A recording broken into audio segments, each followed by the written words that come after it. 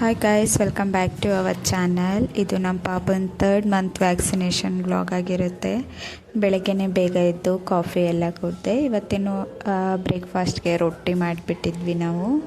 So before ಹೋಗುವಾಗ ಎಲ್ಲ temperature ಎಲ್ಲ ಚೆಕ್ ಮಾಡಿದ್ವಿ, ಕರೆಕ್ಟಾಗಿ ಆಯಿತಾ ಇಲ್ಲ ಅಂತ. ನಾರ್ಮಲಾಗೇ ಇತ್ತು. ಸೊ ನಾವು ವ್ಯಾಕ್ಸಿನೇಷನ್ ಎಲ್ಲ ಗೌರ್ಮೆಂಟ್ ಹಾಸ್ಪಿಟ್ಲಲ್ಲಿ ಹಾಕ್ಸ್ತಿರೋದ್ರಿಂದ ತಾಯಿ ಕಾರ್ಡನ್ನ ತೊಗೊಂಡು ಹೋಗಲೇಬೇಕಲ್ವ.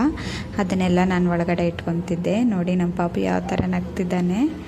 ಅವ್ರ ಅಪ್ಪನ ಮೇಲೇ ಅವ್ನು ತುಂಬ ಕಂಫರ್ಟೇಬಲ್ ಆಗಿರೋದ್ರಿಂದ ಅವರೇ ಎತ್ಕೊಂಡು ಹೋಗ್ತಾಯಿದ್ರು. ಸೂಜಿ ಎಲ್ಲ ಹಾಕುವಾಗ ನನಗೆ ನೋಡ್ಲಿಕ್ಕೆ ಆಗೋದೇ ಇಲ್ಲ ಪಾಪನ್ನ. ಅದಕ್ಕೆ ಅವರೇ ವ್ಯಾಕ್ಸಿನ್ ಎಲ್ಲ ಹಾಕ್ಸ್ಕೊಂಬಂದಮೇಲೆ ಮನೆಗೆ ಬಂದ ತಕ್ಷಣ ನಾನು ಫಸ್ಟ್ ವಿಕ್ಸ್ ಅಪ್ಲೈ ಮಾಡಿ ತಣ್ಣೀರು ಬಟ್ಟೆನ ಸುತ್ತಿದೆ.